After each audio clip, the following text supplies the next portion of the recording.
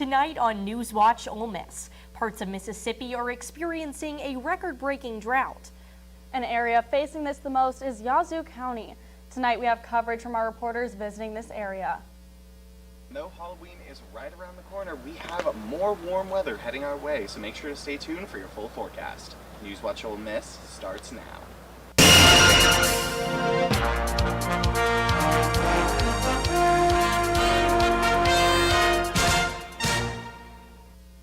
Welcome to NewsWatch Ole Miss. I'm Reagan Settle. And I'm Alexia Anderchek. Much of Mississippi is feeling the impact of record drought. The impact drought leaves. We have coverage from our team in Yazoo County. NewsWatch reporter Juliana Jackson spoke to local farmer and cotton manufacturer about the challenges they face.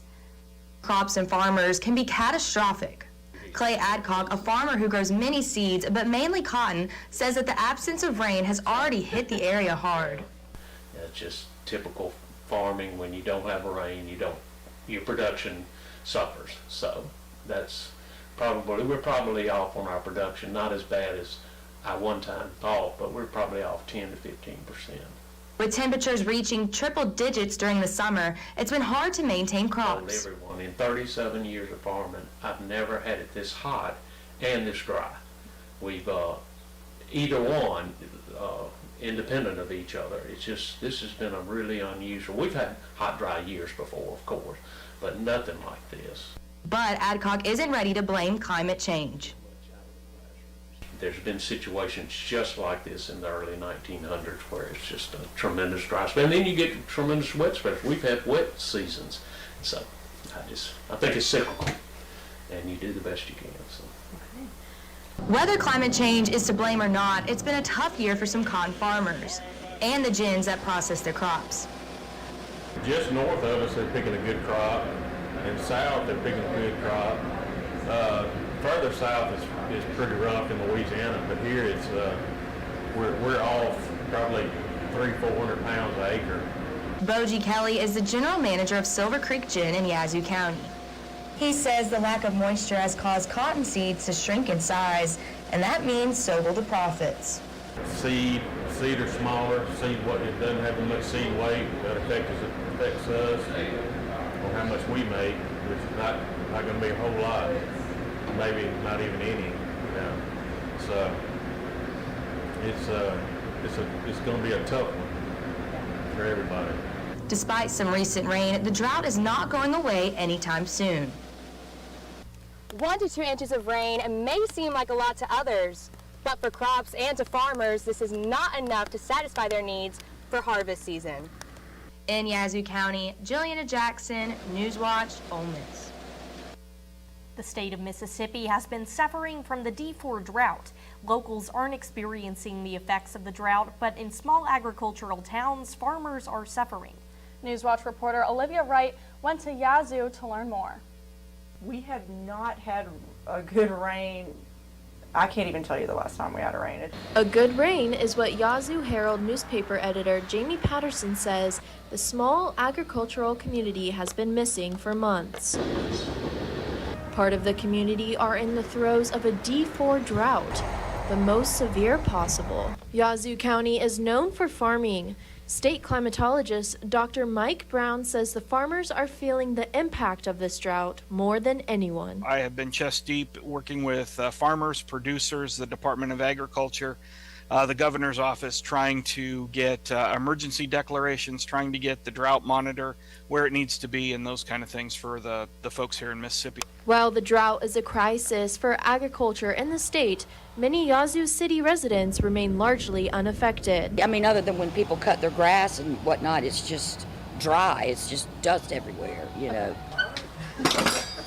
Patterson says she's trying to educate the community about the drought's impact. The average Joe in town really doesn't see the hit that a drought does to you. Yeah. So our farmers I know are struggling, and we would like to dedicate some energy and resources to telling their story. Johnston says she recognizes that the drought threatens the livelihood of local farmers. It's not impacted us like it has the farmers, and we're very fortunate that it's not done that. Patterson points out that in towns like Yazoo, farming drives the economy and helps the community thrive. I think what people fail to realize is that even though it may not affect me directly, it does affect you when our farmers suffer. As Yazoo residents are enjoying this cooler weather and rain, there's only hope that this rainfall will also help the local farmers. For NewsWatch Ole Miss, Olivia Wright. You can check up on the progress of the drought on UNLDroughtMonitorMississippi.com to stay updated. And now we have exciting news for the NewsWatch family. Our very own weather anchor Celeste Lay is the new Miss Oxford. All right, number 8, Celeste Lay. You ready? I sure am. The Miss Oxford pageant is a scholarship competition that was held last Saturday on October 14th. Celeste Lay was among the 10 contestants who competed for the 3 titles, Miss Oxford, Miss Lafayette, and Miss Queen of the South. The 10 women each went through a 10-minute interview with the judges, on-stage talent, evening gown, fitness, and on-stage questions. The winners include Madison Belk as Miss Lafayette, Elizabeth Swindle, and our very own Celeste Lay as Miss Oxford. Celeste spoke with us on how she raised awareness of adoption through her community service initiative. I've also come up with a hashtag that I use on social media. It's called hashtag the Adoption Spotlight, which promotes adoption stories. I've had a friend of mine promote her story. She's adopted from Russia. And then I've also have parents who have shared their experiences with adoption. So I'm really excited to get that message out there to students and hopefully change the world. With her new title, Celeste also won a $3,000 scholarship. Congratulations, Celeste. I am so excited for her. This is so awesome. It really thrills me that people on NewsWatch are winning such amazing scholarships out in our community. Yes, NewsWatch family, represent. We can't wait to watch your year and watch you slay at Miss Mississippi. Coming up, the prime suspect in the killing of an Alabama teen has now confessed to the murder 18 years later. Plus, a Nashville parent brings a gun to a football game and threatens to shoot coaches and players. These stories and more after the break. Hey, Mississippi. Hey, Mississippi. Don't trash Mississippi. Because picking up litter costs us time and money. MDOT spends $3.2 million a year picking up litter. That's money that could be used to maintain roads and bridges, patch potholes, and focus on improving Mississippi's infrastructure. Please help us help you. We can't do it without you. Don't trash Mississippi. Don't trash Mississippi. What do you think you're doing, Kevin? I was just gonna drive home. There are several warning signs present that you shouldn't be driving. Like hearing voices? Like your text-to-emoji ratio? Oh man, the selfies. Selfie. Nailed it. We all have warning signs that let us know that we're probably not okay to drive. Mine is pretending to be your subconscious. Craig, come on man, let's split a ride home.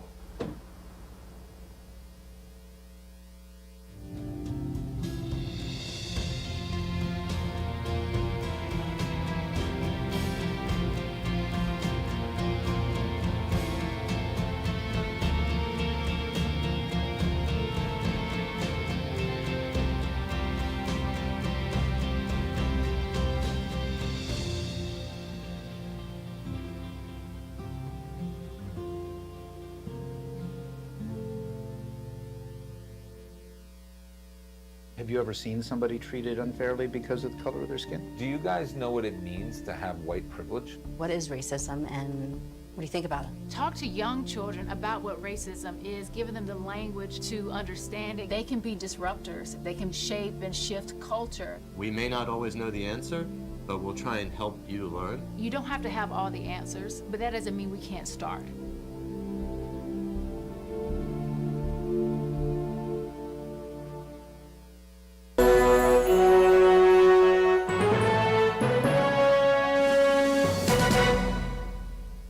Welcome back to NewsWatch Ole Miss. An 18-year case of the murder of an Alabama teen has finally been closed. Joran Vandersloot has confessed to killing Natalie Holloway in Aruba in 2005. According to officials, Vandersloot, who was the prime suspect, made the confession when he pleaded on Wednesday to charges of extortion and wire fraud. According to a transcript of his confession, he brutally killed Holloway with a cinder block after a sexual encounter on the beach. He told officials that he took her body to the ocean to, quote, push her off. Holloway's mother spoke at a press conference and says that her nightmare is finally over. I got the answer I've been searching for the past 18 years. Joran Vandersloot's confession means we have finally reached the end of our never-ending nightmare. And for me, reaching the end of the nightmare, being over, is better than closure. Vandersloot is currently serving a 28-year prison sentence in Peru for the 2010 murder of Stephanie Flores. According to Peruvian officials, he has been allowed temporary release to the U.S. in June to face the extortion and wire fraud charges. He will return to Peru to finish his sentence and then head back to the U.S. to start his new sentence. Joe Biden met with Prime Minister Benjamin Netanyahu and his war cabinet today in Israel. The president gave reassurance of his unwavering support of Israel and discussed their plan of strategy to respond to the Hamas violent terrorist attack. They also discussed continuous efforts to retrieve the hostages taken by Hamas, including Americans, and continuing to provide humanitarian aid to civilians in Gaza.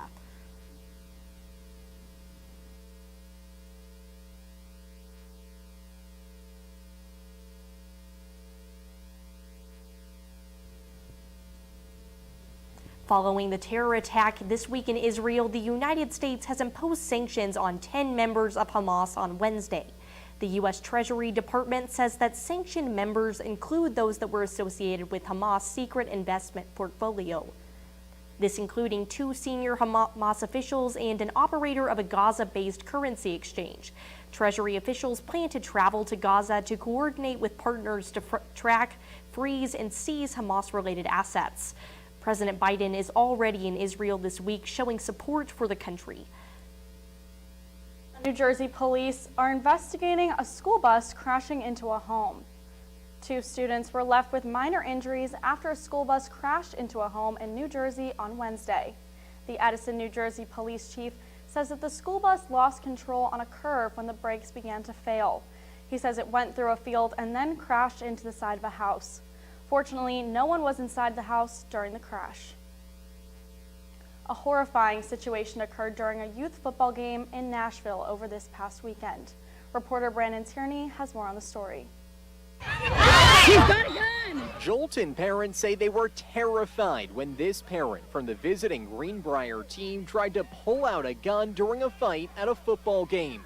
They had to wrestle the weapon away from him. He threatened to shoot my son. There were just seconds left in the game involving 11 and 12-year-olds when the chaos erupted. We could be talking about somebody who was shot. Terry Martin is president of the Football League and says there's no reason a parent should act like this. We have to stand up to that, and we have to keep that out. The incident started earlier in the game when the Greenbrier parents stormed the field to yell at a referee. It breaks my heart. Greenbrier team commissioner Roy Osborne was there and kicked the parent out of the park, but he came back with the gun. Roy says parents should be positive and never attack a referee or opposing team. Leave them alone. Let the kids have a good time playing a sport. Don't ruin it for them. The parent has been banned for his actions. Roy is considering canceling the rest of Greenbrier's season to make sure everyone is safe. We have to make some stern decisions that's going to be best for our community. After this incident, all playoff games will have armed security this year. And Terry wants to make that permanent for every game next season. If there's no safeties, don't have the league. Florida officials are now searching for a dangerous escaped inmate. According to authorities, inmate Robert Rutherford escaped Monday after walking away from his work detail. He was working at a marina in Florida about 75 miles away from Tallahassee. The sheriff says there have been sightings of Rutherford on People's Ring. Authorities are worried he may be armed now. Chick-fil-A has released its first ever digital cookbook. The best part? It's free. The book is titled Extra Helpings, Inspiring Stories and Imaginative Recipes from Chick-fil-A's Shared Table. Chick-fil-A noted that the cookbook was put together in hopes of raising awareness for food insecurity and food waste. There are 26 recipes in the cookbook that contain known favorites to recreate your favorite dishes at home. Some neighborhoods love to celebrate Halloween to the extent it is a well thought out production. Take a look at this. Homeowners in a South Carolina neighborhood are outdoing themselves with decor this Halloween season. The Low Country residents have gone all out with handmade spooky decorations and creepy, creative ways to hand out candy. Their goal is to impress trick-or-treaters. Some neighborhood residents start setting up their yards weeks to months before Halloween arrives. It's really all about the faces, the kids, everybody that comes around, the families, and they're coming by like daily, but not, they're like 2 or 3 times a day, and they're like, you know what, my kid pushes me to go, or my little one who's like 3 years old, not afraid of it at all.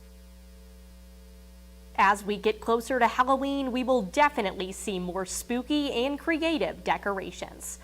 Although it's spooky season, it seems to be warming up outside. Let's check in with weather anchor Seth Parento for a look at our current conditions.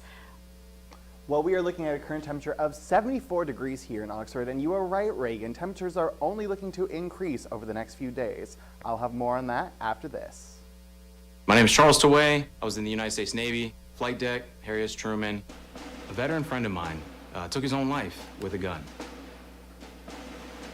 What didn't take place? What didn't happen that could have prevented that? Safely storing your weapon is important. It's your guard that you put up beforehand to ensure that if you're not in the right state of mind, you're still watching your own back. Service never stops as far as locking it up properly. Protect yourself and those around you. I don't think that many kids in my son's school even do it. He makes fun of his friend who vapes. He would never try it. She's into soccer. She's on the honor roll. She's just not the type. No way. No way. No way. No way, my kid would never vape. Get your head out of the cloud. Today, nearly 8,000 kids will start vaping, maybe even yours. Learn about the dangers at talkaboutvaping.org. Hey, let's check out this park. Oh, wow, that's really cool. To find a great local park or forest near you, go to discovertheforest.org.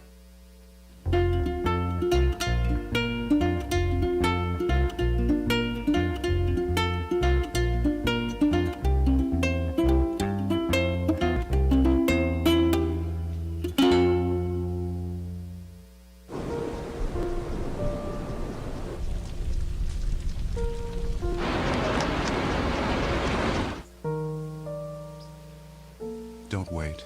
Communicate. Make your emergency plan today. This is the moment I knew.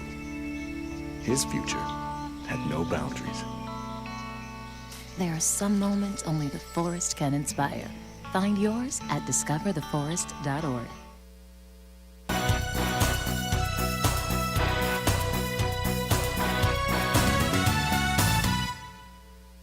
Welcome back to NewsWatch Ole Miss with Stormwatch. I'm Seth Parento.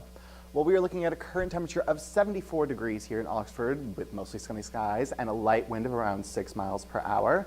And if we take a look across the rest of northern Mississippi, you'll be seeing much of the same with temperatures consistent in the low to mid 70s with South Haven, Holly Springs, and Tupelo all standing at 75 degrees.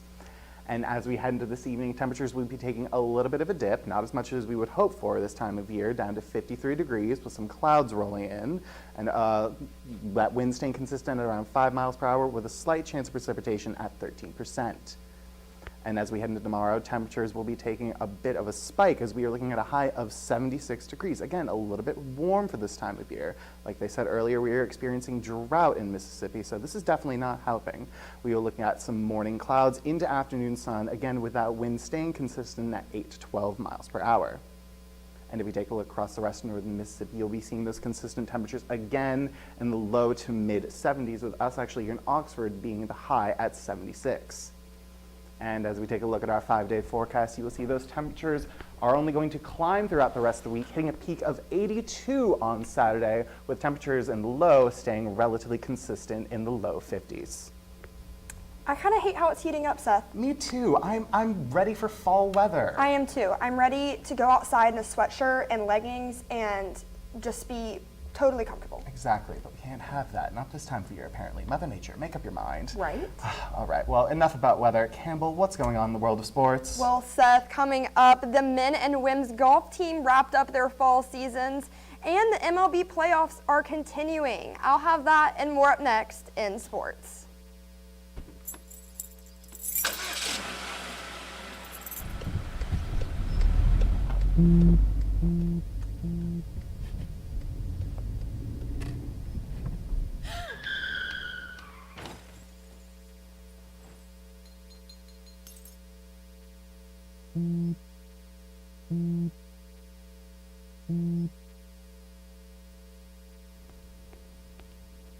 Can I tell you a cat joke?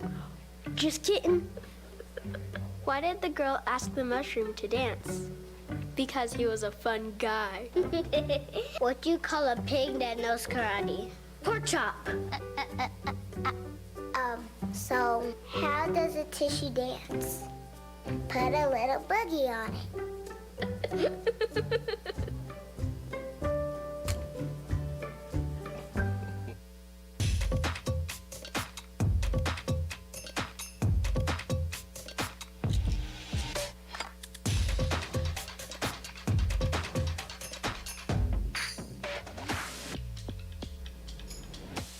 When I was your age, I was just like you, fascinated by stars.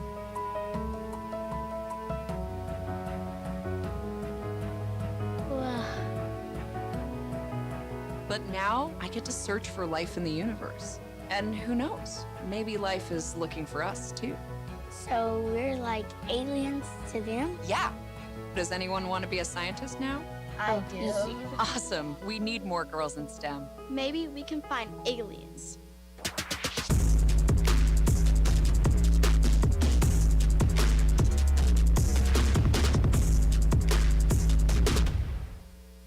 Welcome back. I'm Campbell Holmes with Sports Watch. Basketball season is coming up, and today 2 of our Lady Rebels from the women's team have been added to the Miller Award watch list. Forward Madison Scott and senior guard Kennedy Todd Williams are the 2 to be looking forward to watching this season. Scott will be returning for her senior season this year as she had amazing performances last year, including breaking a pavilion record of 17 rebounds against Jacksonville.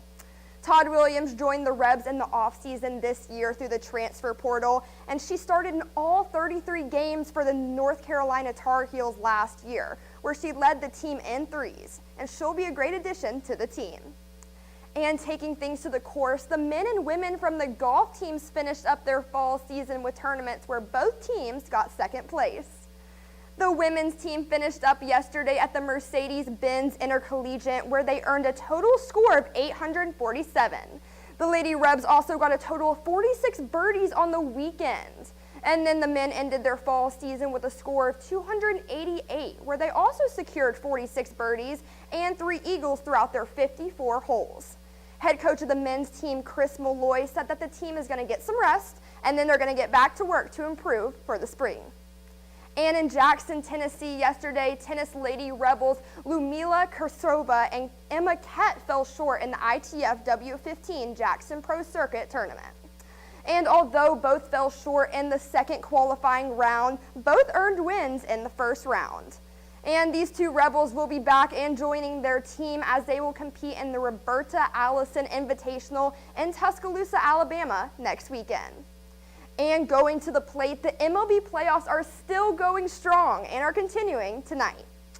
Before getting into tonight's game, the Phillies dominated the Arizona Diamondbacks last night 10-0 as Kyle Schwarber hit 2 of the 3 solo home runs for Philadelphia. With this win, the Phillies lead the series 2-0. But tonight, the Texas Rangers are hoping to secure their 3rd win in the American League Championship Series against the Houston Astros. Max Scherzer is back for the Rangers and will be starting tonight. Game starts at 8 in Arlington, Texas at the Globe Life Field. And that's all I've got for sports, so be sure to follow us at Rebel_Watch for the latest sports updates. Back to you guys at the desk. Thank you, Campbell. Coming up after the break, Universal hopes to keep the Halloween spirit going possibly all year long. Hear more about this spooky update after the break.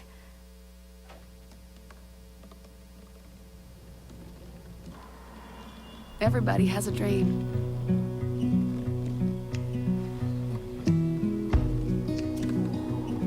Mine was to see the ocean. And with a little help, I made it.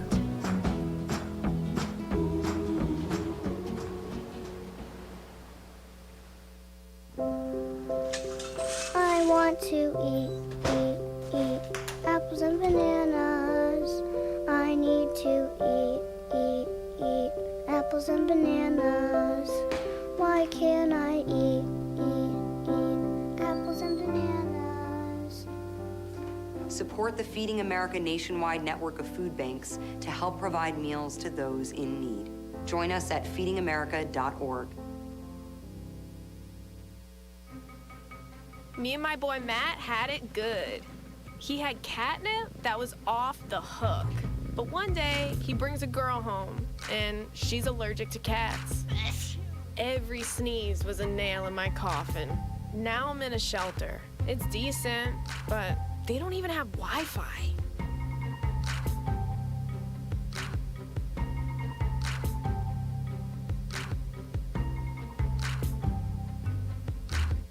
STEM is everywhere. Like here, behind the scenes of The Walking Dead. When we break down clothes, we tumble it with trisodium phosphate, rock salt, and dish detergent. We stitched together images of our model and created a 3D set that can be walked through in a VR headset. We're able to turn 12 walkers into 1,000 walker horde. STEM can create new worlds on and off the screen. What will you make with STEM? Get inspired at shecanstem.com.